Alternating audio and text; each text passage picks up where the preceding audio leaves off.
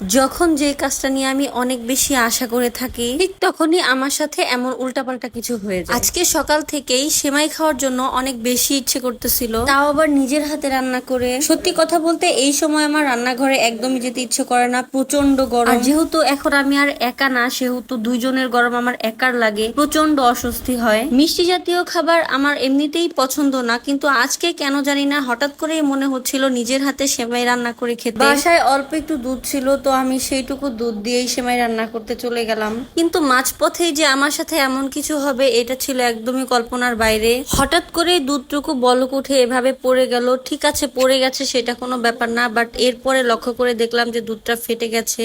দুধটুকু একদমই নষ্ট হয়ে গেছে, যেটা দিয়ে সেমাই রান্না করা অসম্ভব।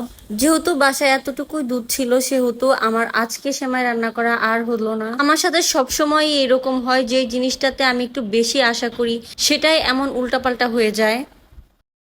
Fayda nagasaya. At কিচ্ছু না। এইদিকে এই কাণ্ড দেখে আমার বুকটা ফেটে যাচ্ছে, আর আমার বোন দাঁড়িয়ে দাঁড়িয়ে হাসি তামাশা করছে আর আমার সাথে মজা নিচ্ছে। মানবতা আজ কোথায় ভাই? নিরীহ সবাই দেবো। 100 টা নিচ্ছু টাকা